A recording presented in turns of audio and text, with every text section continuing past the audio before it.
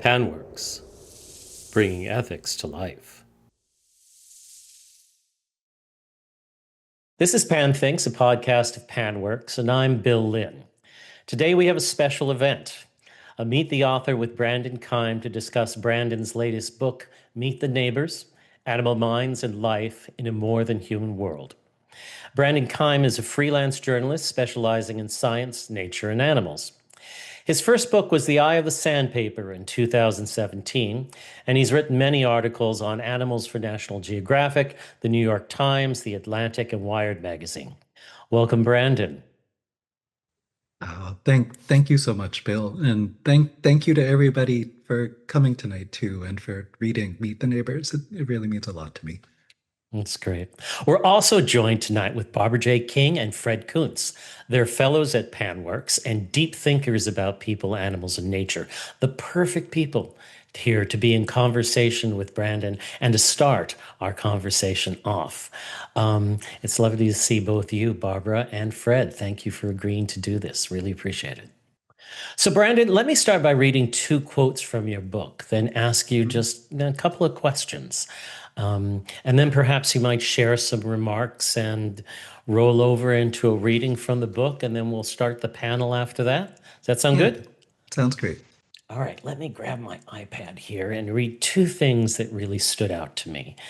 Um, and although thinking of other animals as fellow persons won't automatically halt mass extinction and replenish Earth's biodiversity, such a change of heart seems a prerequisite to avoiding those tragedies.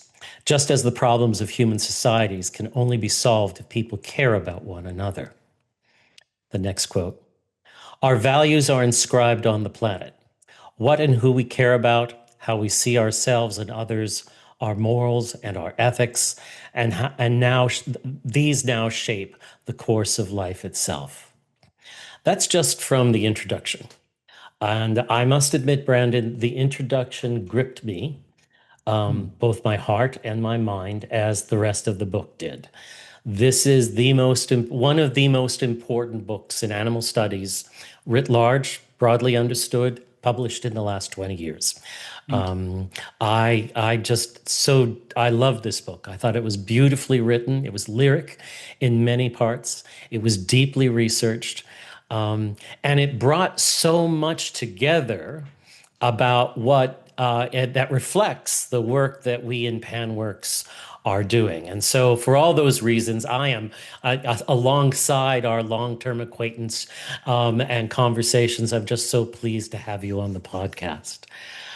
Could you share with us a little bit about how you got into being a journalist, why Hmm. it was science and nature, and then through that, how you steadily gravitated, as we've seen through your work, towards animals themselves, resulting in Meet the Neighbors? Yeah. So the long version of that story, or slightly longer, is that when I graduated from college, that was around 99 or so, and kind of, bounced around as one does, if one is fortunate enough, at least to have that opportunity. And, so I ended up doing a lot of advocacy work. And, I kind of always thought I would be a writer, but, I was working for advocacy organizations, and I ended up at a little group called the Council for Responsible Genetics, who sadly are no longer operating. But if you just Google them, so much of their critiques of biotechnology from a progressive vantage were really ahead of their times, and I think still very relevant to us today. But I got kind of, you know, frustrated with the stricture of being in an advocacy organization and really only looking at, one set of arguments, one set of facts, sort of just in anything that didn't fit those was just kind of pushed off to the side. And so I thought, oh well, I'll do journalism. And and when I went into journalism, I did not anticipate becoming a science journalist at that time. I thought, I was going to do social justice journalism, broadly speaking. Hmm. But just, the beautiful thing about science journalism is that, or the beautiful thing about science is that, it's just a way of asking questions about the world. And Hmm. so, writing about science. I could really write about anything that I wanted to. Hmm. And over the years, I just started writing more and more about animals and about nature because those subjects are just so dear to my heart. And there was actually a moment too. It was so it was after my father passed away, and I was spending a lot of time walking in the woods, basically. And one day I saw a downy woodpecker, and Hmm. I'm sure I must have passed by 10,000 downy woodpeckers in the course of my life without them registering. But for whatever reason, I noticed that woodpecker and identified that woodpecker. And then, you know, as soon as I'm sure you've all experienced this, like as soon as you sort of notice one animal, notice one species, then you notice another, notice another, notice another. Hmm. And so that really brought that, nature and animals into focus for me. Um, and then the genesis of Meet the Neighbors. So, back in, roughly starting around 2013, 2014, I thought, well, I'm writing a lot about animal intelligence. I'm going to write a popular science book about animal intelligence. Hmm. And uh, and kind of fortunately, agents at the time, it was Carl Safina's Beyond Words came out, and and all these agents and publishers I was talking to just said, "Oh, well, no, you can't do an animal intelligence book because that just got done." And lo and behold, there was lots more room in the publishing world for animal intelligence books. But that Hmm. forced me to try to think of, okay, well, what can I do that is different? And I just kind of mothballed the whole project at that point. But that was also right around the time that, I was talking to more and more animal ethicists, people who are coming at questions about nature and about animals from, really from the world of animal studies. And and it just, sort of gradually sunk into me that, the book that I should do is, and really what I was and remain most interested in is not so much the scientific research into the minds of animals, as fascinating as that is, but the question of what we do with that knowledge and how that knowledge kind of fits into the world that we live in and the way that animals are constructed and the way is Hmm. constructed and so on. And just so kind of out of all that, all those currents, up came Meet the Neighbors. Wow. Wow, that's an amazing story. I'm sorry about your dad, but Thank you. if I may, it sounds like that loss and that grief made you more attentive to life elsewhere, which I think is an Absolutely. experience many of us who have lost For animals and sure. human loved ones feel. It's very, I don't know whether it's common, but it certainly is common amongst the people I run around with.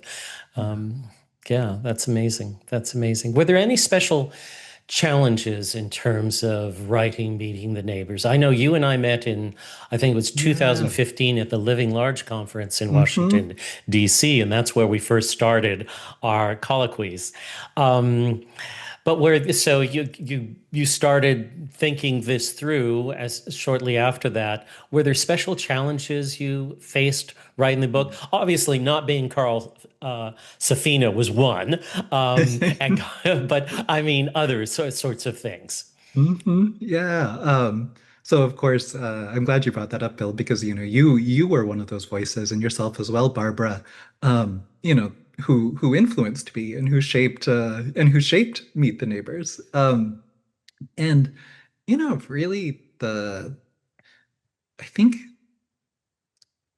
there were two challenges jump to mind. So the first is that, just practically speaking, the book wasn't going to be about all animals. It needed to be about wild animals and about nature. Mm, That was just both a function of, differentiating myself in the market, but also just, not being able to write 1,000-page book. And so, in Meet the Neighbors, I'm asking people to empathize with animals as individuals, to feel care for them, to feel compassion with them, to think about them as individuals. And but I don't really get into animals who are used for food or for research or for labor, Mm, nor companion animals for that matter. And I acknowledge that. But I think, a challenge for me is writing a book where I'm asking people to to pay attention about animals, but I don't want people to come away with it, to come away from it just saying, okay, well, I'm just going to care about this one set of animals. mm, And in doing so, I end up kind of reinscribing these mhm, hierarchies or these different, categories into which we assign animals. I don't want to reinscribe those. So I think that's an ongoing challenge. mm, Uh, and then also just, in any book involving human beings, it would be almost unthinkable, certainly for a popular writer, not to have human characters, right? Like, I mean, mm, sort of books that are just purely about ideas do exist, but I wasn't trying to write that kind of book. mhm, And and really the challenge of having animal characters and making them come alive and making them rich, um, you know, that, you know, that was a big challenge. And I don't think I entirely pulled it off. But I did try. And I think there are at least enough animal characters there that it just kind of underscores the fact that each animal has an autobiographical experience of life, has a story of their mm. own. And even if those animal characters aren't always as rich and deep as I would like them to be, you at least know that they could be. And Hmm. yeah. Hmm. Well, I don't know. I thought so many of the stories you wrote about the animal characters and the humans that were connected with them from the very beginnings of the friendship with Bee Mm, to the one that made me cry, which was the story of Cosmos. yeah. Oh, Um, I just so resonated with that. Um, my sense is you did a beautiful job, and I'm so grateful thank for it thank because you. it not only was, how say, it was beautiful intellectually and in terms of it expressed so much of how I felt in this lyric prose that I just can't do because of, my training as a dry, bloodless ethicist in that sense, but also in terms of capturing animals themselves and our relationship with those animals themselves, such as Cosmos. I don't recall the name of the person who had the relationship with Cosmos right now, but that story was deeply moving to me.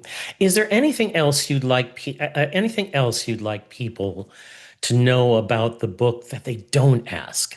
Like, what am Hmm. I not asking that I should be asking that you're dying for someone to ask you about the book?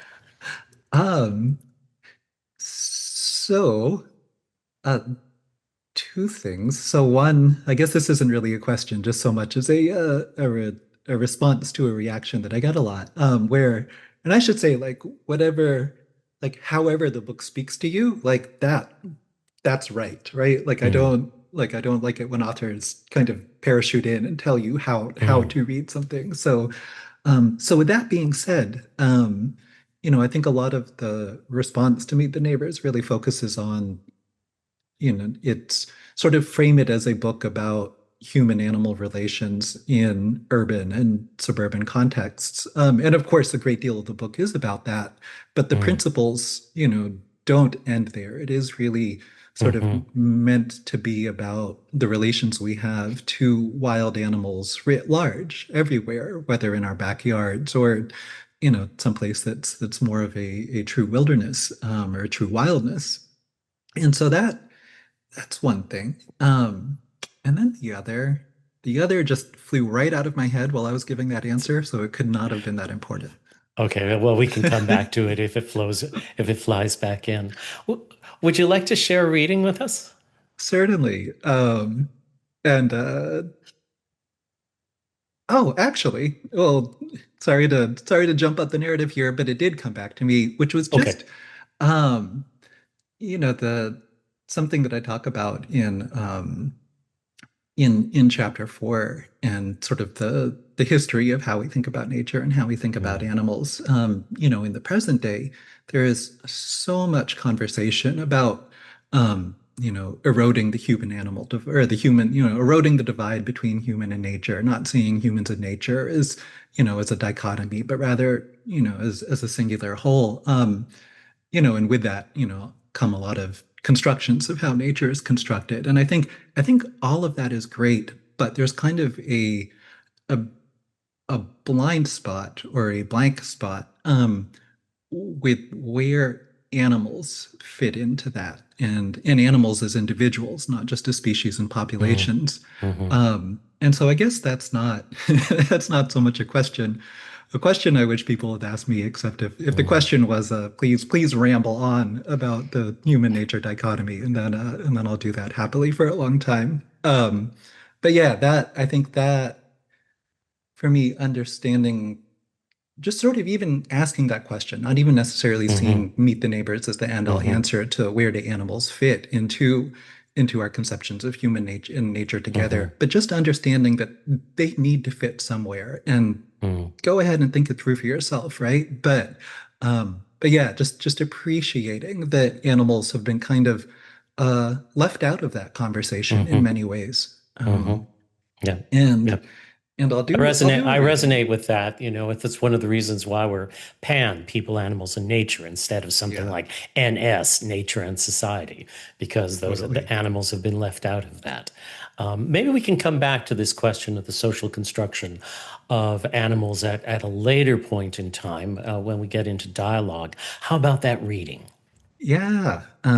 So while it was good that the introduction resonated with you, Bill, because that is what you'll be hearing, and Okay. or parts of it. And also, I wanted to play. I'm going to share my screen, and so this I did not mention in the book. So for the last it's been I think 7 years now, a groundhog who I named Juliet has made her spring and summer burrow underneath the deck behind my house. And she has just meant a great deal to me. And it's been such a joy to have her raise her pups, literally on the other Mm, side of the glass from me. And I think actually she's old enough now. There's no pups this year. I think she's very old for a groundhog now. mm, But in previous years, I've had the joy of watching them. And the video I'm going to share, it's not from my deck, but it's from the borough complex that my writing desk overlooks. And last summer, I just stuck a video camera up and videotaped Juliet and her pups for a while, and I thought that would be a nice thing to have on in the background while I read. Um, are you seeing are you seeing the video? yes. Beautiful. And let me just press play. And so these are her pups to start with. And Juliet's great. She is a no nonsense mom. She does not suffer fools lately, but she is loving and attentive in her own way. Hardly a week passes without news of some delightful new scientific insight into the minds of animals. Snake friendships and songbird syntax, bison deliberations and puzzle-solving turtles, self-aware fish and rats who feel regret. The ethologist Lars Chitka calls it a new Copernican revolution, as profound as the realization that Earth revolves around the sun rather than vice versa. Humans are merely one star in the cosmos of animal intelligence. Yet, despite what scientists have learned, it often seems as if their findings get stuck in translation. They don't enter our minds once we shut the screen and go outside. Even as we recognize our beloved pets as thinking, feeling beings with a first person experience of life, and grapple, however inconsistently, with the selfhood of animals used for food and research, that's not how we're socialized to regard wild animals. Instead, the institutions and concepts that frame our relations to nature are rooted in traditions that denied non human intelligence. Beauty and wonder, transcendence, resources, wildlife management, stewardship, conservation, biodiversity, environmentalism, sustainability, even natural history. Animals as meaningfully intelligent beings, as individuals who share essential mental properties with us, only rarely appear. Our cultural habits of mind, when it comes to nature and the animals living outside our homes, are a legacy of centuries past. The science of animal intelligence challenges those habits, but simply being aware that humans and other animals are not categorically separated by some clear, bright line is only the beginning. With a sense of kinship comes the question of what we do with it. How might an awareness of animal minds shape the way we understand them, and ultimately, how we live with them on this shared precious planet?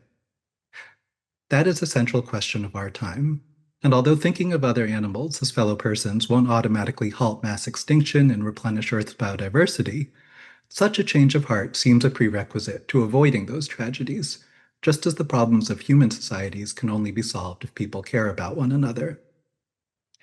By now, you're likely familiar with the term Anthropocene, which originated early this millennium to describe the magnitude of human influence on Earth's life and processes. Humanity has become a planetary force, regulating global nutrient cycles and changing the climate and rearranging ecosystems.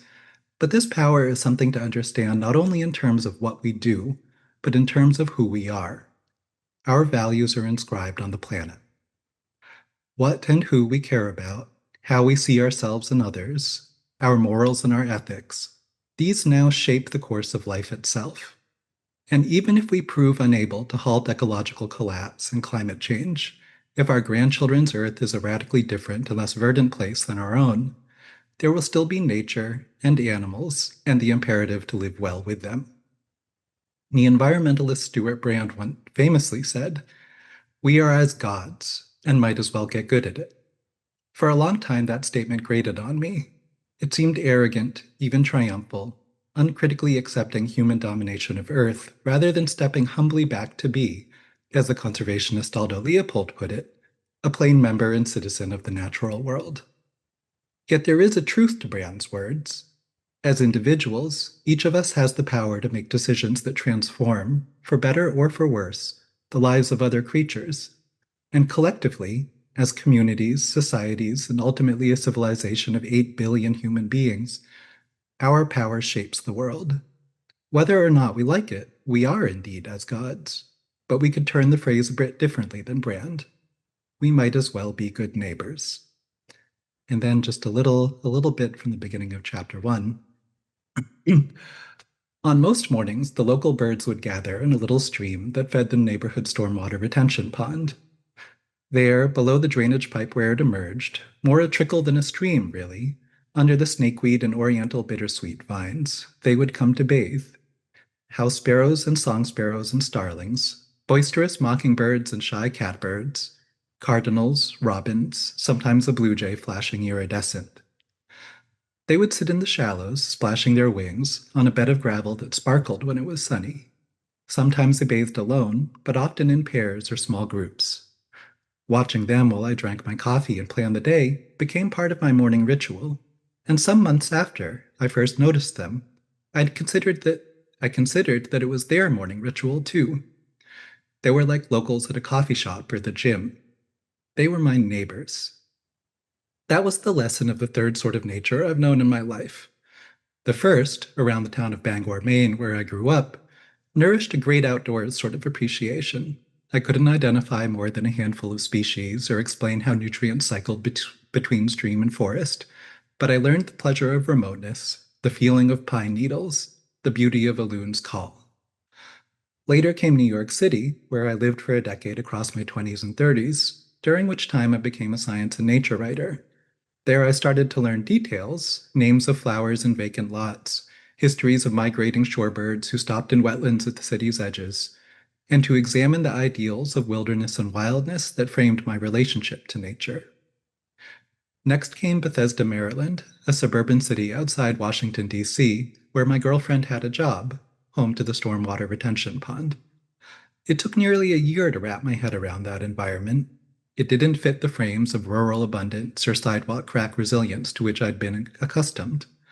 It was both dominated by humans and overflowing with animal life. Once I learned to appreciate that, the sense of neighborliness followed, which may not sound revelatory, but it constituted a profound shift. Animals became individuals rather than, like the drawings in a field guide, examples of their species. Never mind that I couldn't identify each sparrow individually. I knew they could. I stopped thinking of those animals as interlopers in an essentially human space. Instead, they were residents of a place shared by people of many species, only some of them human. This way of thinking is one implication of the flourishing science of animal intelligence. Spend much time with that research, and it's soon apparent that what supposedly, quote unquote, makes us human is not, as is usually implied by that phrase, what makes us different from other creatures. It's what we have in common. Truly, we are kin. So that is the reading, and I will Thank you for that. say goodbye to Juliet and her pups here. I could watch them wrestle all day. I love that. All right. Thank you. Thank you very much for that reading. So let me just start off our panel um, by asking a question, and I'll start at the beginning about the Anthropocene. Brandt's comment still rankles me. Thinking that we are as gods really does speak human supremacy to me.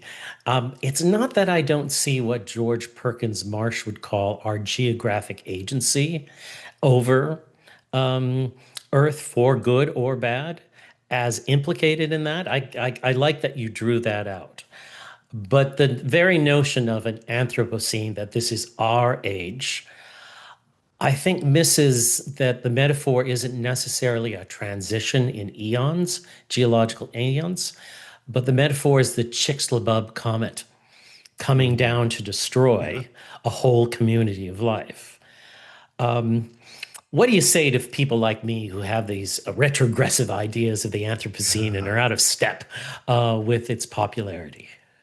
Well, I think it'd make for a better conversation if I disagreed with you. But I agree. I would just say, for what it's worth, when I think about us being as gods, I'm not necessarily thinking about gods as nice. I'm sort of thinking about Greek gods, right? Where they're just Mm, like incredibly powerful. mm, But for both good and bad, people get stepped on all the time. Like yeah, there's no, if anything, they're almost more of a chaotic force. Not that we're chaotic, 'cause there is an order to the destruction that we're wreaking on the world. But anyways, yeah, gods does not necessarily have a positive connotation. Although I think in Stuart's case, he there is that sort of glorying in the power, that sense of glorying in the power comes mm, through, which I don't doesn't resonate with me at all. And just I think I would say the difference between us and a comet, sort of two differences. One, in some ways, we're worse, but also we have the power to not be a comet, or to mm, at least some of us don't have to be a comet. And I think that is a really important difference. There is not an inevitability um, to the dark side of what we're doing. right. Okay, great. I really appreciate that, especially the distinction between the Greek and other kinds of Yeah. thinking about gods. Yeah. Fred, why don't I roll it over to you? Well, just first piggybacking on that a little bit, one advantage I think of framing it as the Anthropocene, yeah, it's human arrogance probably, but it does put sort of a moral obligation then on us that we have the responsibility. Yeah. So I like to be able to use it as a lever for human responsibility. But just moving on a bit, Brendan, I really like this story about the downy woodpecker Hmm. because it reminded me of one of my favorite sayings, and that is, "What the mind doesn't know, the eye doesn't see. What the Absolutely. mind doesn't know, the eye doesn't see."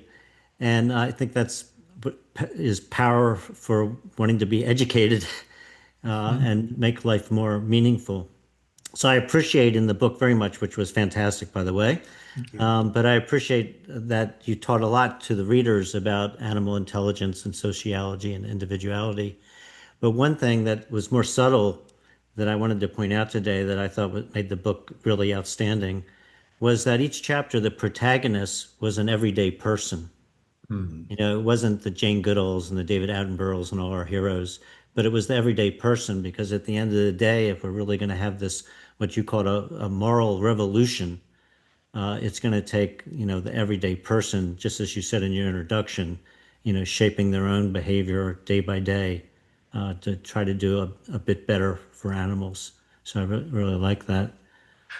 I'm So I really was glad. wondering, why did you pick the everyday persons as the protagonist? Was it on tension or just, Ab Absolutely. So I'm really glad that you picked up on that. And there's sort of a few reasons why I took that. One, I just I guess you could say one of the ideas or one of the currents that shaped Meet the Neighbors was really kind of trying to push back against the way that I think conservation and conservation biologists are sometimes given preeminence in our relations to nature, or not even preeminence, are sort of, accorded this almost as if, they are the people who define what our relation should be. And then, they're also the people who do the work, and then everybody else should just, follow their example and, watch them do things. And when, ethical dilemmas are presented, it's often sort of, well, these are things for conservation biologists to think through. And the rest of us, could think of it being kind of as intellectually interesting, but they're not necessarily decisions that we're making. And I wanted to push back upon that, and not because I feel in any, like, none of that is intended as a criticism of conservation or conservationists. Like, they are like, they're doing God's work, like God in a good sense, a good God. And and Lord knows the world needs so many more of them. But they're not the only people whose ideas about nature and animals are important. And also, I think there's something very disempowering about viewing change in the world as just something that needs to happen through other people who are, wiser and more powerful than you, making it happen. And I think, this comes through a lot in the climate change conversation, of course, where, there's this eternal tension between, well, do we need, individual changes and individual acts of conscience, or do we need big systemic change? And, the answer is, of course, we need both those things, right? But I think sometimes you hear people say, well, no, we just need, we just need the big systemic change, and actually sweating the individual details and the individual ethics and deliberations, all of that is just kind of, it doesn't amount to much, and it's problematic in some way. And I just think that is just so wrong in many levels, in part because it's just paralyzing, right? And without that sense of individual agency, without that sense of being able to do things yourself, whoever you are, we're really, we really feel powerless.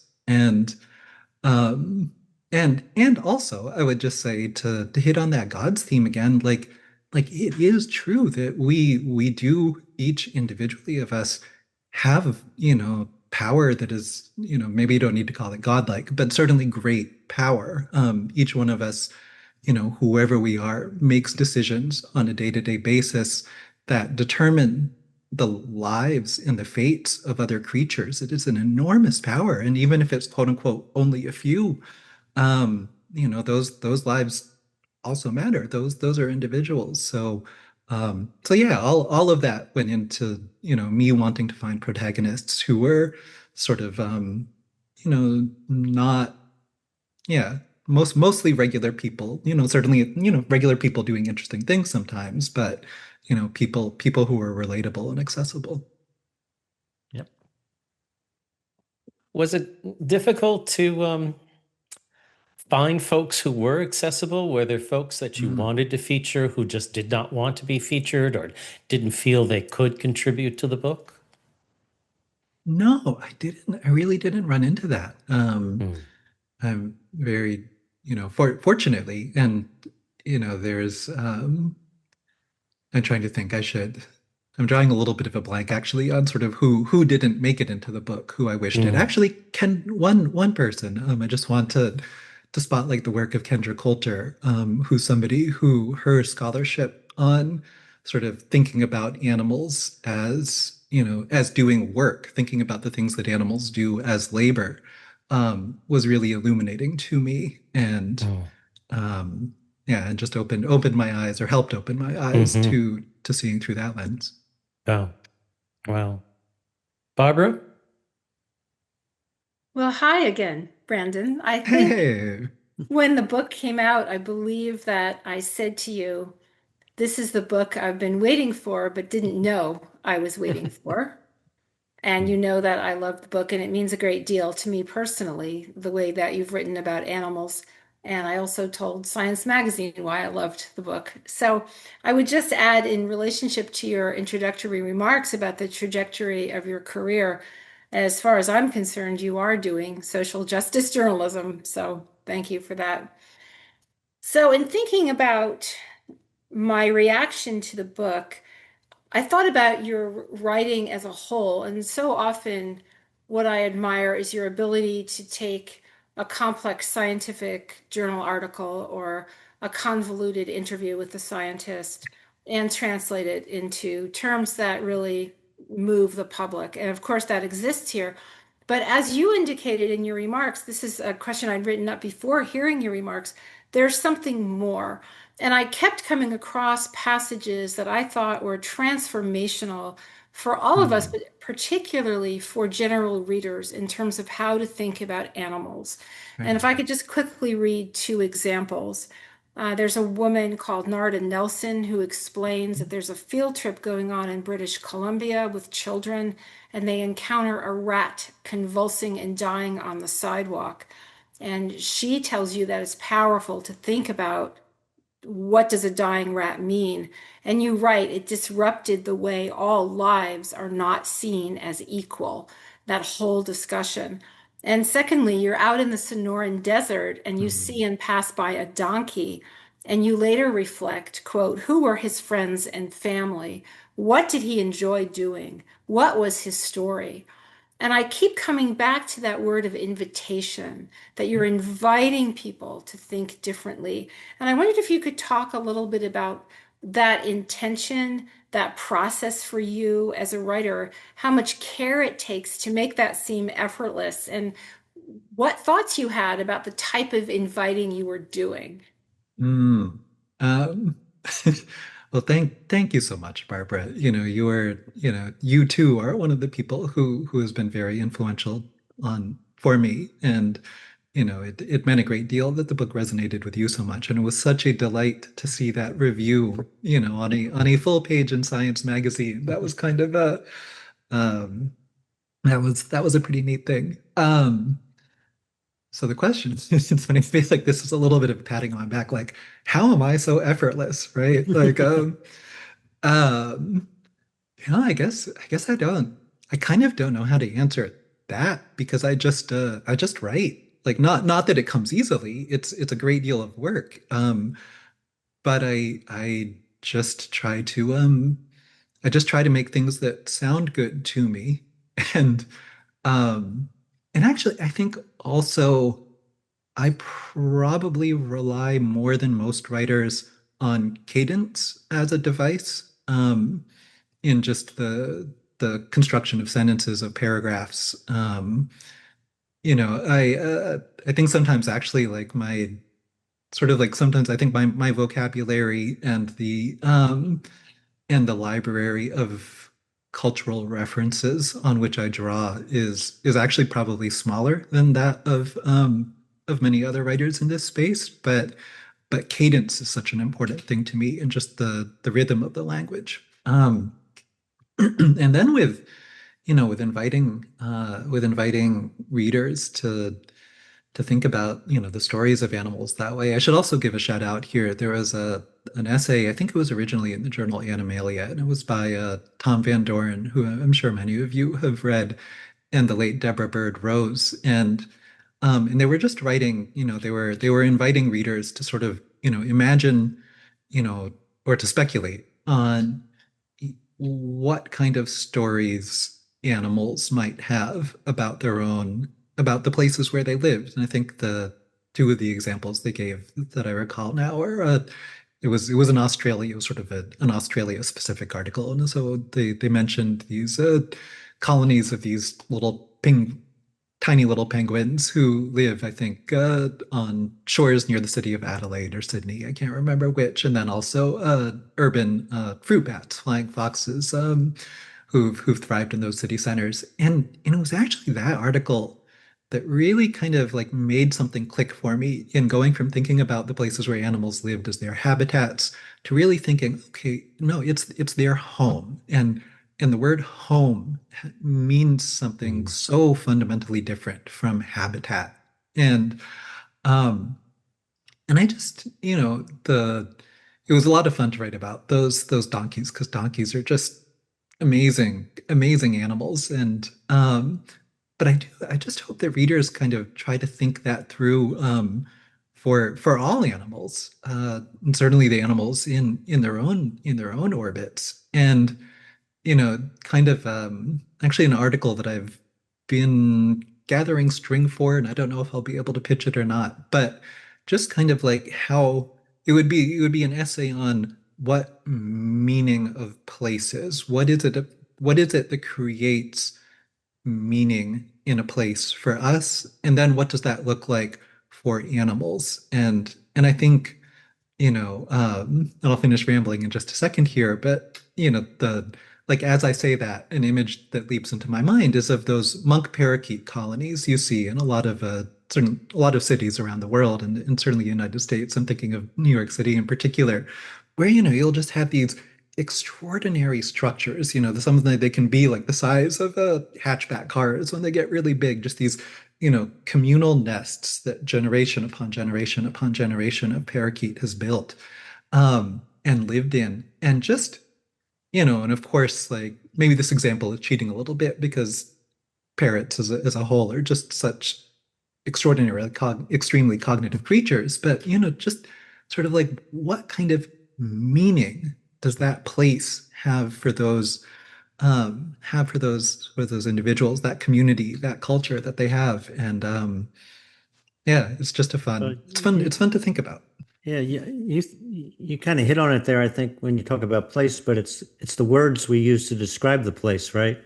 So ultimately, to me, it comes down to the words. And when I was a wildlife commissioner, I had to be so careful with words Mm. because there's like all these trigger words in the wildlife management area, and there's why can't we use those kinds of words? And of course, ethologists like Conrad Lawrence, they went ahead and used words like love and friendship. Mhm. But then, especially your American psychologists pushed back really hard, and you weren't allowed to do that. It was anthropomorphic, etc.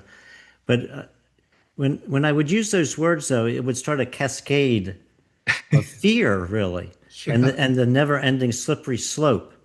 And so, I wonder, how we can recraft or fortify people that the use of words that are more words that we use in our own description don't necessarily lead to some sort of Mm. moral cascade that's going to cause panic among different traditional communities and traditional cultures. And so that's the challenge for you, Brandon, is to It's use place and words, but then yeah. not to cause this really panic. Because that's what happens in wildlife management all the time. Every time I tried to bring up Mhm. some sort of talk about individual, or like how many elk do the cougar get? What's Mhm. their allocation as we Mhm. just allocated the harvest.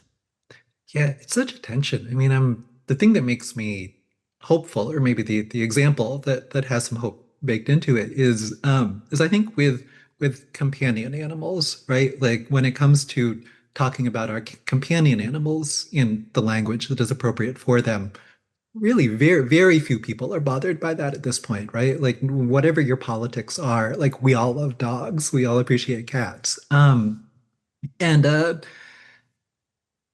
But then when it comes to wildlife management, the culture war dynamics just warp that so quickly. And I don't know, I kind of like I don't know what the way out of that is, except just a whole lot of one-on-one conversations and not conversations on social media or in meetings where people are upset with each other. And actually two summers ago, I had the luck to take a trip with some people from the Sierra Club to the Arctic National Wildlife Refuge. Mm. And so one of the people who was on the trip was a young man who we became fast friends. And so he was, and so he was a hunter. And at one point he asked me a question. I can't remember specifically what the question was, but kind of the implication of it, or the concern that the question emerged from, um, was that, some very minor restriction on hunting was going to be kind of the rationale for just eradicating hunting altogether. And I realized that, like, he had just never talked to anybody within kind of the animal advocacy world, right? Like, I know a lot of animal advocates, a lot of people who I think, given their druthers, would really love to see a world of animal liberation, and almost none of them are losing sleep at night about ethical deer hunting, right? Like, that is just far down their list of harms in the world that they seek to redress.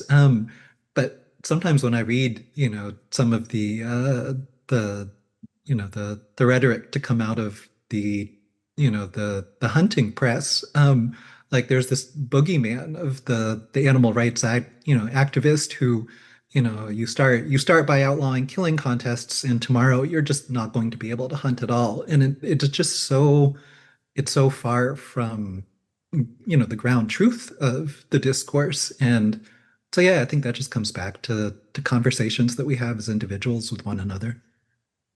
I do have a related question, but Bill, do you want me to hold it? No, please go ahead. And then perhaps after you, if this is okay with the panel, we can roll over into roundtable discussion and start taking questions from the audience.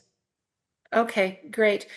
In talking about the sort of deploying language and concepts in this whole discussion we're having, I thought it was very interesting that you introduced this term in the book. I don't know if it's yours or it comes from elsewhere, but you used it, of reflexive nativism. And this idea that when there's lethal management going on, you have not seen a lot of expressions of grief over the killing that goes on.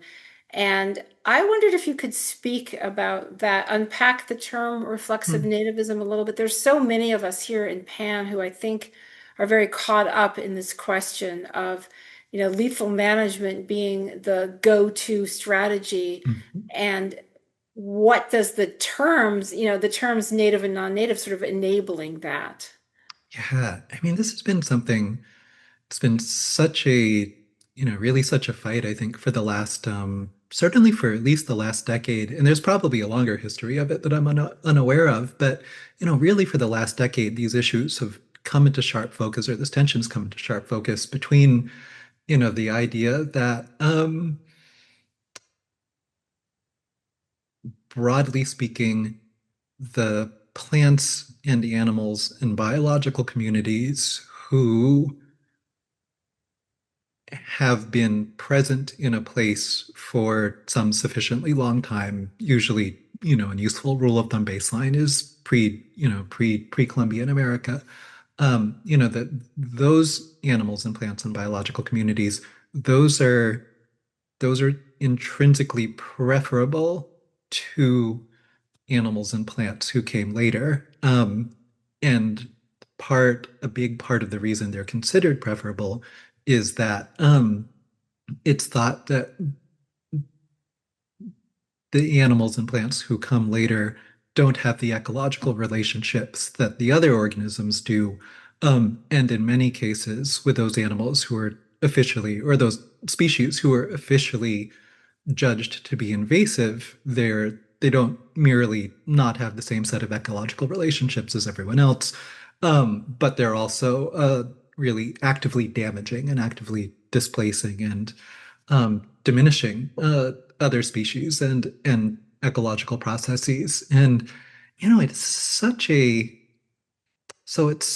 complex argument. And I think there's very good faith arguments to be made on both sides. And the way that I think through them, and so the idea of reflexive nativism then would be the reflexivity is just kind of a knee-jerk, anything considered native is good, anything non-native is bad, and end of conversation. We don't need to look much more closely. We don't need to look any closer at it except to figure out how we're gonna get rid of all the non-natives. So that's what I would call a sort of reflexive approach to that. And I think sometimes, the um, among those people who are advocating for both for non-natives actually being involved in many ecological relationships and often being very good, and sort of irrespective of that, you at least have to recognize their innate value as individuals. I think the people on that side too, of whom I'm one, can also be reflexive in kind of dismissing the native side of things. And so I guess, yeah, so reflexivity, never just fall back on sort of knee-jerk orthodoxy, right? It's always good to look more deeply at things. And I just think it's, killing is very rarely a solution. And when there is killing, like, you should feel bad about it, right? And I will say, Dan Simberloff, who's sort of one of the grand figures in this conversation, and really, very very much a nativist.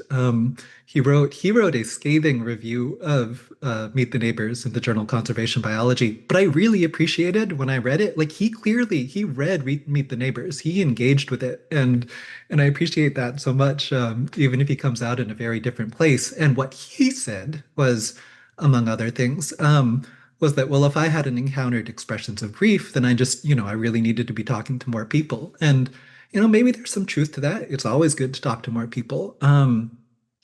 But that being said, I've talked to a lot of people and read or listened to or heard many, many, many more people, meaning conservation biologists, people coming at all this stuff from a nativist side. I've heard and read and listened to so much discourse about the importance of killing non-native creatures, and grief, whatever grief exists, is very almost universally very much kept on the inside. It's not something that's showed to the public, and there's some exceptions to this, but I think it's pretty much the case. And I just think that's that whoever we are, like, we should be people for whom death is not a casual or an emotionless thing. And I think that's an important value. Thank you for that. All right, let's switch over to the roundtable discussion. Please use the raise hand function at the bottom of your screen. If you have a question, it'll advance you to the front of the queue, and I'll call on people. I'm just going to adjust the view here so we see it as a gallery. We can see people. I'm going to pull someone out of the pack, though, I know, who has something to say, and that's Nicole. Nicole, you've done a lot of work with the U.S. Fish and Wildlife Service folks around questions about grief and feeling vis-a-vis wildlife management. Did you have something that you wanted to share with folks in this respect? Sure. So, full disclosure, I'm still working my way through the book, but I've loved it so far. I think something that's come up a lot in my research is this: you got a little to the dichotomy that comes up between humans and nature. And something that showed up in my work was this idea of grief being something that is like in the feeling world, and we're focusing on science, so we don't talk about our feelings. So can you talk a little bit about that? Yeah, I mean, I think that, like, there's such a long and deep intellectual tradition of divorcing feelings from rationality and sort of divorcing emotions from the sort of thought that we think of as the clearest thought. And yeah, I think it's just, I appreciate that I appreciate that part of what makes science so powerful is that to the best of its practitioners' abilities, they're supposed to be empirically, seeking empirical truths, or dealing with the world in an empirical way, and not having their assumptions and visions clouded by emotions or by other or by other beliefs and so on. And like I think at a time when that mentality is really under attack in a lot of ways, there's part of me that actually sees it as noble, right? Because just because there at least is a self-awareness that you can let your biases and assumptions cloud your vision, and that's a good thing to push back against. And this comes out in journalism too, in the endless debate between whether or not objectivity is truly possible, and how one's values should, to what extent one's values should be explicitly stated in stories. You know, but I also think like you can take it too far and it becomes kind of inhuman, and it itself, that attempt to keep those things separate becomes its own bias. And there's so, you know, and then so much of what legitimately belongs in the conversations and in the discourse is excluded because of that. And so I just wish, yeah, I wish everyone was a little bit more comfortable talking about their emotions and their values and being upfront with them. I think science would often be the better for it if we're not being dogmatic about those values. Thank you for that. Yeah, and what you said about habitat and home really resonates with me in conversations I've had at work, where if I want to talk about suffering or what an individual's death looks like, then the conversation tries to get reframed around, oh, you mean mortality? Here's the number of that. So it's, I appreciate that the way that you're reframing things, and I think those different words you're using really would make sense, but and I think they really would move the conversation along and resonate if we can actually. I agree totally. And, I think actually that example you gave, so something sort of like a little like thought experiment I'll give to myself often whenever I'm evaluating some statement, that's about nature or about animals, is to say, okay, well, like what language would we use if we were talking about, if this was about human beings, right? And just the way, and that doesn't necessarily mean in a scientific context that the language would just, like all of a sudden turn into like purple emotive prose, but different words would be used that were commensurate with the reality being described. And somehow, and when it comes to, to science about humans or to journalism about humans, then it's customary for those, for the appropriate words to be used. But then we go over into nature and to animals, and all of those words are suddenly, all those words and ideas are suddenly taboo. And I think whenever you just have like a situation where there's really like a black and white difference, where there's a stark difference between the language that would be used for humans and the language that would be used for animals, even though all the other conditions are the same, then that's a problem. That's a place that needs to be fixed. Thank you. Thank you. Adam, you were next. Thanks, Brandon. Really loved the book. We've been Thank you. doing pan salons where we read books each month for the last couple of years, and this is the book I've been waiting for. It's a really, really well written and very engaging, and I think one that a lot of people will be able to connect with. So I'm suggesting it to lots of people at the moment. Thanks. I've got a question that I've got lots of questions, but I'm going to try and tie them into one. And it sort of builds off of what Nicole has suggested, and some comments that Fred made earlier. And I had an experience recently where I went to a field naturalist group. These are group, I imagine you have them in America, but they're groups in Australia that are focused on, community groups that go out and count birds or go and do botany, or they monitor nature and all that sort of jazz. Really, really cool folks. But I often associate them with sort of the more traditional conservation or naturalism. And I went and I gave a talk on animal moral consideration in conservation, and what would it mean if we took animal consideration properly, like based on what we know about animals, what should that mean for us and how we engage with them? And I got a really positive response. Right on. There were people in the group, I wasn't expecting it, but people in the group were just like really engaged with this idea of understanding, considering individuals, and even like, old school environmentalists who were saying foxes get a bad rap, and in Australia that's like that's something you don't hear much about. So I was really surprised, and it makes me think that there's lots of people out there probably who are very close to, like, have similar feelings to what you present in this book. And I wonder about the reaction that you've received, and if you've had any surprising reactions. We also read Cymbeloff alongside your the review of your piece, and yeah, it's like they did read it, but they seem to sort of dismiss this core question that you ask, is what do we do with the scientific knowledge about animals' intelligence and individuality? They skip right past all of that and say, yeah, but invasive species is still bad and we need to kill them.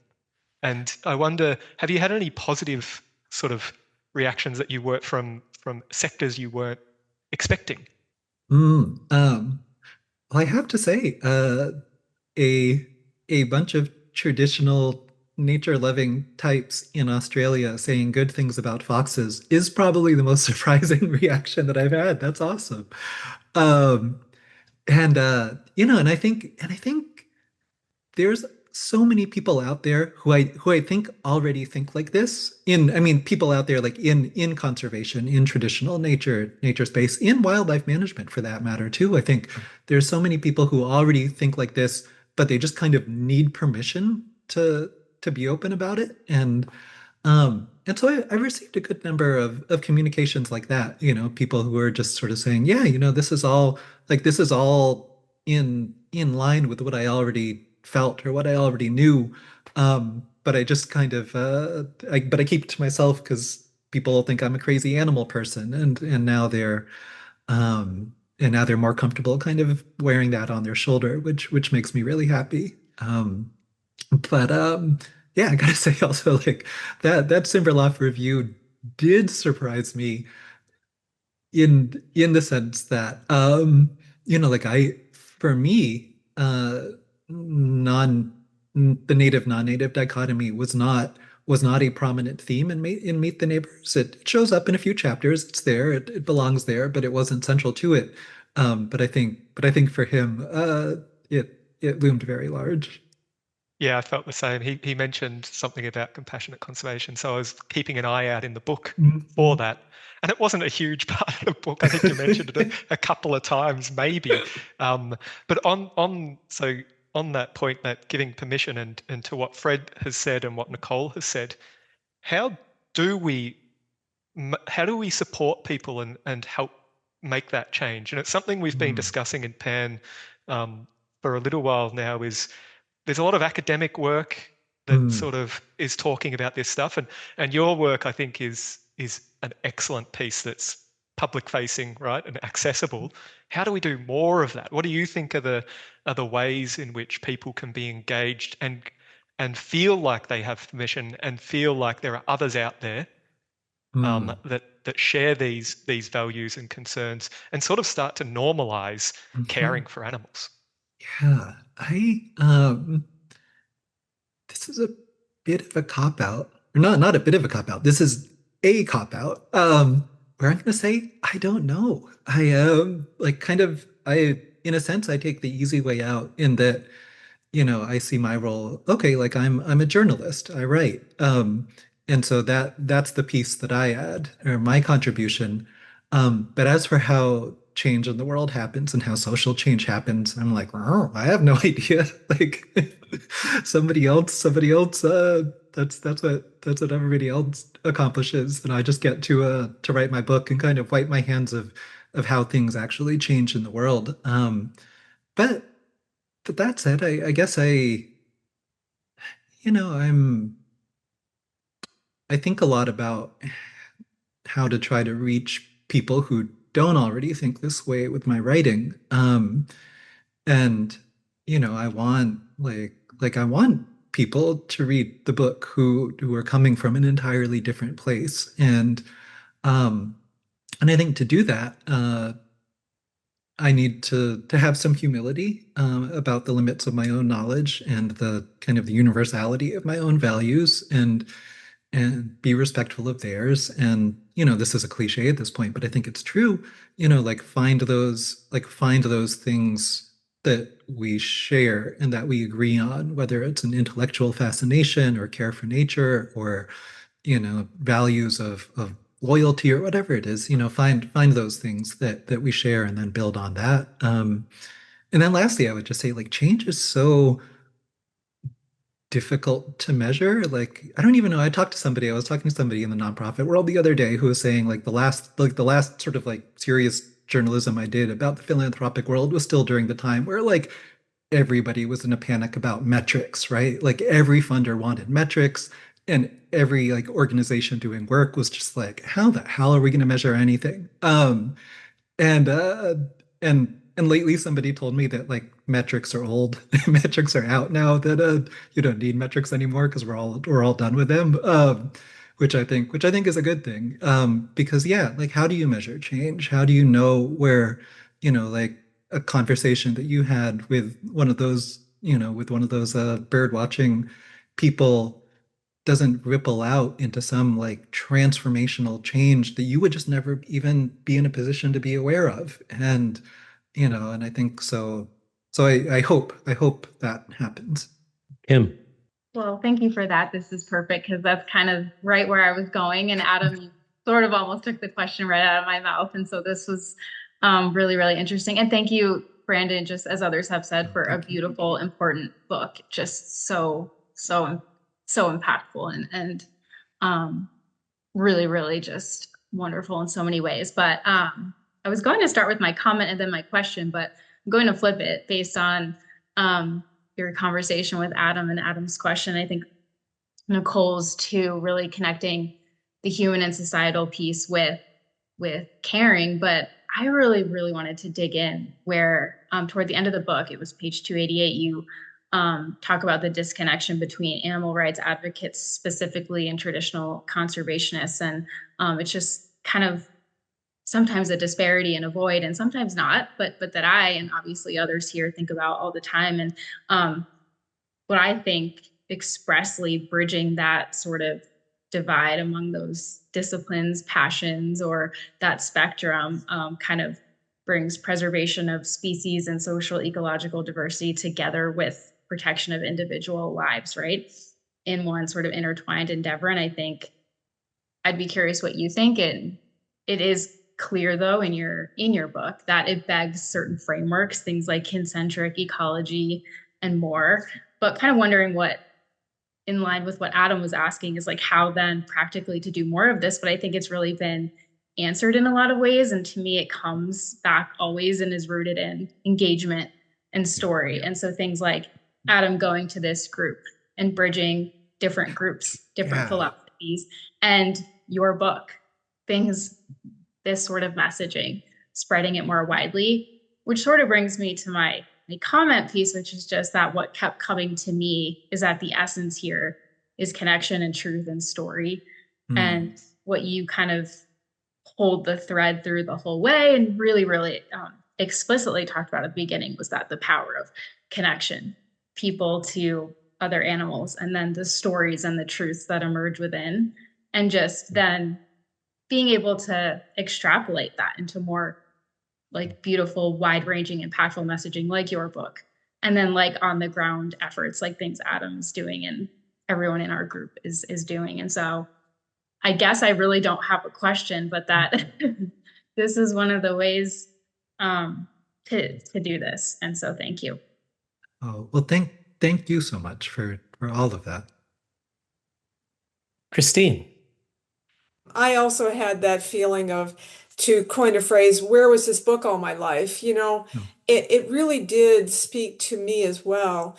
And one of the things I really appreciated about it, in addition to everything else we've talked about tonight, is how honest you are in thinking through, like, not that you're, it's almost like I'm with you as you're thinking out loud as you're writing, and you're thinking, you know, here, well, there's this, but then there's this, and you know, and you're not, I mean, you're not strident at all. I mean, just the opposite of that. I mean, you're so open and willing to acknowledge that you have questions about something or that you're not sure about something, and that made it so accessible.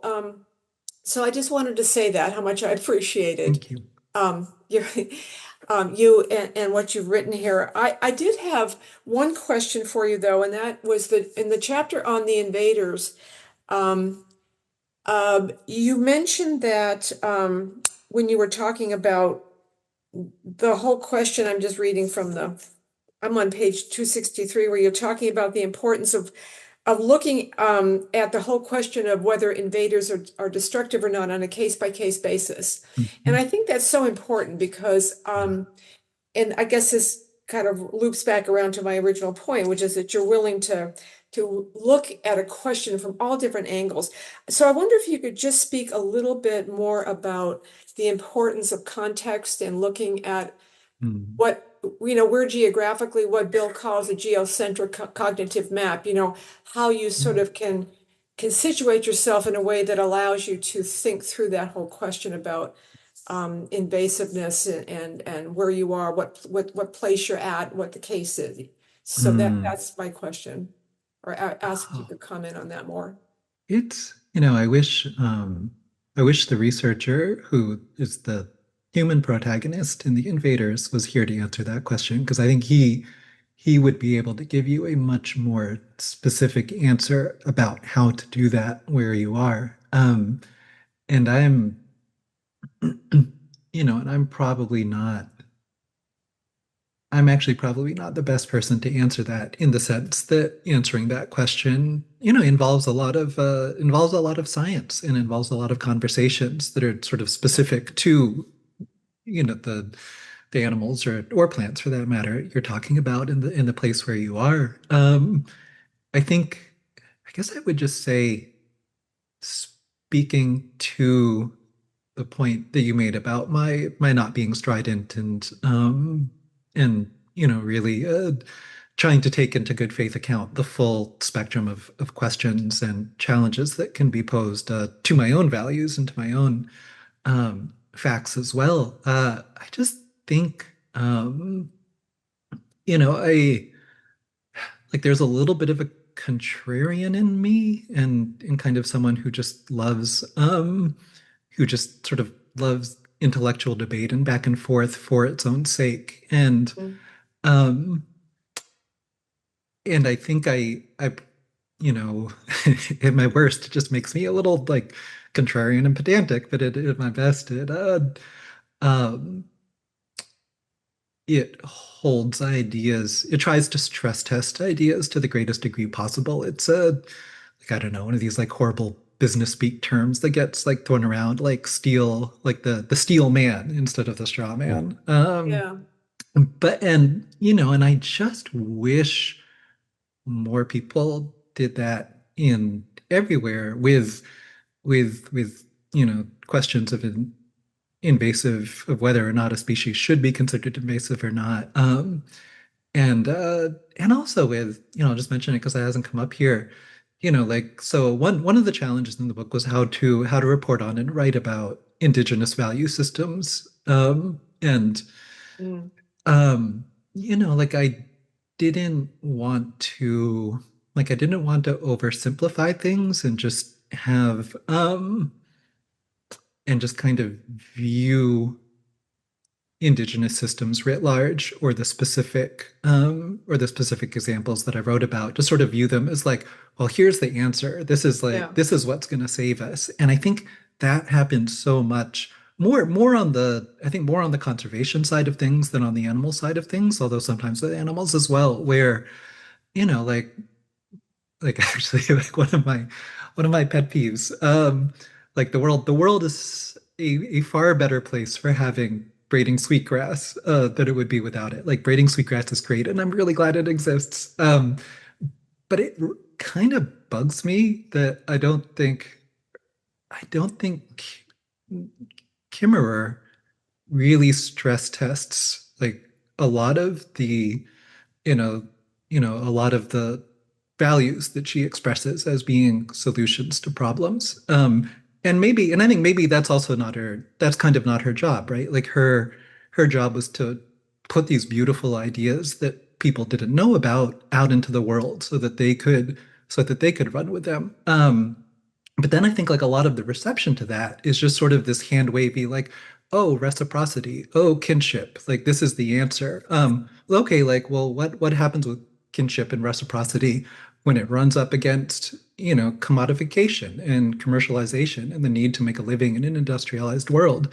And I think that, that I wish that type of stress testing happened more often, with people who were sort of with people outside indigenous communities seeking inspiration from them.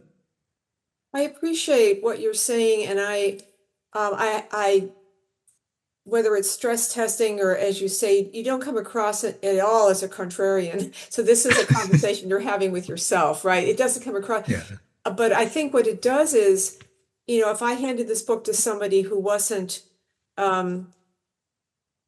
say outside of Panworks, for example, I think it allows you, it would allow someone coming into this new to not feel like inferior intellectually, because you have kind of allowed the reader to kind of think through a lot of these very complex issues in a way that is very non-judgmental.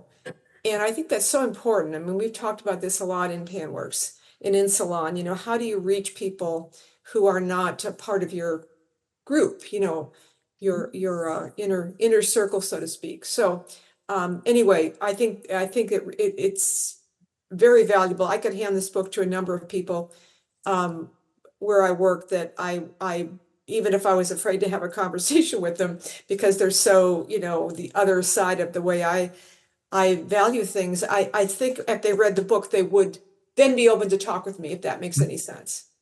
It would That help does. me. Yeah, And okay. Yeah. yeah, thank you. And I think Yeah. actually that's probably kind of an answer, in some ways to what Kim was saying as well, where like how do you have these engagements? What do you do? And like such a big part of it is just like coming in as an equal. And even I would say, like I really like I'm an introvert, but I really like talking to people and hearing their stories and hearing Yeah. about what moves them in the world.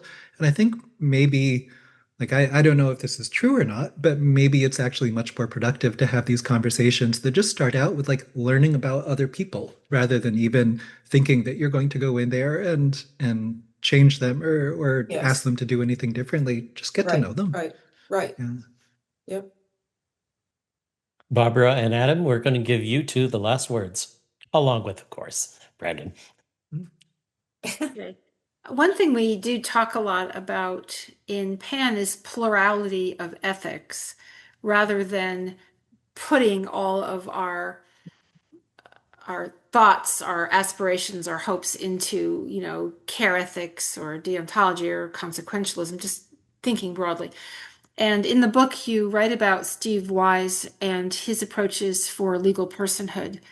And I think many of us here know the Non-Human Rights Project. So this is a question that I've just been grappling with. And I want you to tell me if I have some kind of weird, skewed perspective. It seems to me that a lot of people in ethics and animal advocacy have a fair amount of mild hostility towards that approach, believing that it's deeply speciesist because Steve Wise started out working for legal personhood for chimpanzees, thinking about elephants, thinking about dolphins.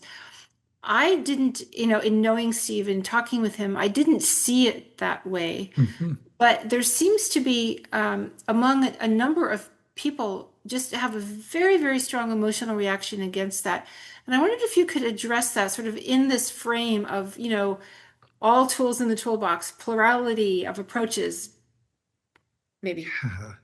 Um, I've been thinking about this recently in part. Well, I'll get to that in a second. So I think, yeah, that description of Steve is apt, and he was such a special person. And I'll say even before we get to the sort of those legal and philosophical arguments, just when I think about when I first met him, it would have been like probably 2007 or 8, and I think he actually, like, I know we ended up going, like, he and some other people from the non-human rights project, and I ended up going to a restaurant, and I wasn't, like, at this point I'm kind of mostly vegan. There's some exceptions I'll make depending on circumstance, but so at that time, though, I was not, I was, just like eating all the animals you would put in front of me. And so we went out to dinner, um and I'm sure I ordered, some poor factory farmed chicken,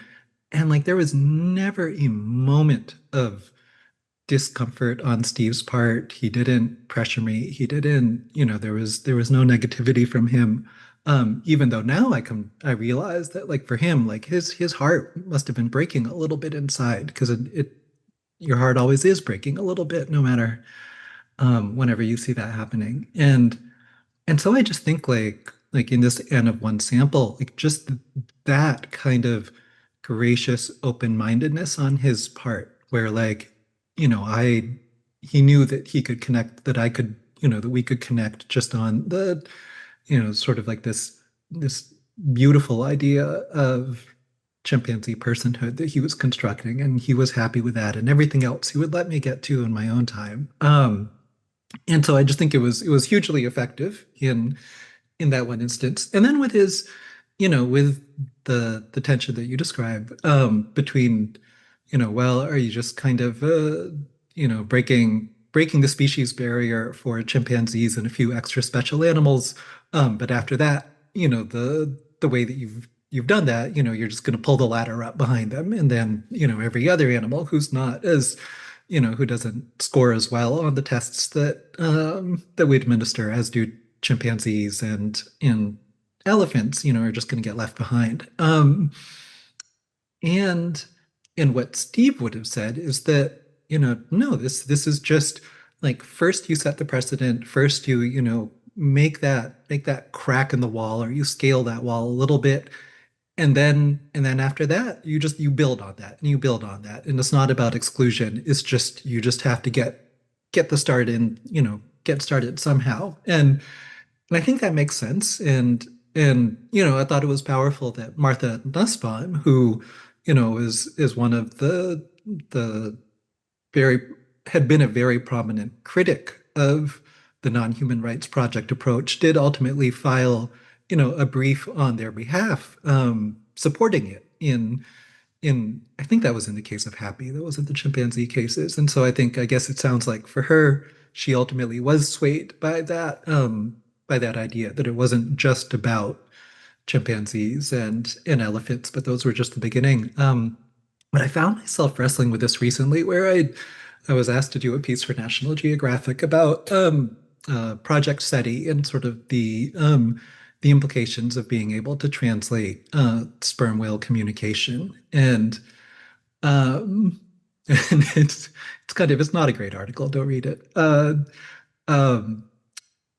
But so there is, of course, this, within that, there's this, the narrative is that, well, once we understand, if we can understand what sperm whales are saying, and if we find that they have something that is, considered, true language, then that should qualify them for greater moral consideration, and, and various different, and they should be seen differently in the eyes of the law. And I just found myself pushing back against that and being really uncomfortable with that because, of course, language, like what is truly considered language with, syntax and recursion and metalinguistics and all of these other properties, like I think that should just be seen as one subset of meaningful communication as a whole. And what really matters, what should, like what is worthy of moral regard to me is just meaningful communication, whether it's, very simple vocalizations or gestures or facial expressions or care, touch, all of these things. Like if you're communicating some sort of meaning and information with another creature, then that's what matters. And if you're doing it, if language is the way that you do that, great, that's amazing. But like that's not the grounds for moral consideration. So anyways, yeah, I found myself making that same argument that I didn't like. In the context of the Non-Human Rights Project, I did feel that way in the context of the implications of understanding cetacean communication. Yeah, and so the fact that I had such different reactions to essentially the same question in different settings is yeah, something I'm trying to work through why I feel differently about it. But Adam. This question's one that during our discussion of the book, Liv brought up, and I suppose it relates to partly what the Non-Human Rights Project is doing, and when they're building a case, they're very much drawing upon this huge wealth of scientific literature, and there's this primacy of scientific knowledge telling us who and what animals are, and that we need to have that scientific knowledge to be able to make some claim of their moral value and worth. But with that, there's a real problem and tension, and I'm wondering what your thoughts are, having sort of written and used scientific evidence that to prove that animals feel pain goes and causes them pain. That to make our claims about animals, we are drawing upon literature and research. This is basically torturing animals. Yeah. How do we deal with that as a community who cares about animals and wants to encourage people to care and have concern for them without reinforcing and legitimizing this type of research and action that continues to oppress and subjugate animals? And do you think, are we at a stage where I'm not sure we are, but there's enough research where we can start writing about animals with evidence that's not from work that's subjugating and harming animals? Yeah. So that's a fantastic question. And just before I answer it, I'm actually just gonna the reason why I felt differently about the cetacean communication versus Non-Human Rights Project contexts actually came into mind as you were saying it. So I just want to say it really quickly. I think the reason why I think it was fine to do that highly cognitive means special consideration, and that was okay in the case of chimpanzee rights and an elephant rights, is because Steve was just saying, well, listen, we know so much about these creatures, it's just incontrovertible. And it could very well be the case with many other animals, we just don't know yet, but we do with these and we can't look away. Whereas with the cetacean communication discourse, animal communication discourse, they and other animals are being constructed as distant and other and ununderstandable unless we can somehow translate them. And so I think that construction is what I think is really problematic. And that construction exists with the AI animal translation and not in the legal context. But to your question, I think it's so like, I mean, I wrestle with this a lot, and I wish I had acknowledged that more in Meet the Neighbors and just said so many of these facts that I'm drawing upon, especially in the first 3 chapters, are coming out of research that caused so much pain and suffering. And so I think acknowledging that is a first step, and then we can debate about whether and then we can have a conversation about whether or not that was justified or ethical or what have you. But at least it should be recognized. And I think sometimes I do that in my writing, but not enough. Uh, as for the decision to use it in the first place, I guess I'm of the mind that if the research has already been done and this information is in the world, then might as well use it um, because nothing I do is going to change that fact. And although I haven't articulated it to myself this way, I think you could say, well, in some way, not using that information then just makes what those animals were subjected to just completely pointless. And so at least if you can rescue some little bit of good out of that, then you have a duty to do so. But I think going forward, this is certainly something there's a lot of research that I just would not write about, or findings that I wouldn't write about because I don't think what was done to the animals was ethical. I'm just not even going to put my own spotlight on it. And conversely, there's so much great research and more, I think, every day that's being done by scientists who are really thinking responsibly about the experiences of the animals involved and trying to do it in as ethical a way as possible. And so I think the flip side is yes, that research can be done, and it's incumbent upon us to use that. Well, this is wonderful. Thank you for that. This is great questions too. Let's wrap ourselves up now. Brandon, thank you so much for spending this full period of time with us. It's been a marvelous conversation. Fred and Barbara, thank you so much for such thoughtful questions and kicking off a great discussion. And of course, thanks to all of you for joining us and sharing in this moment.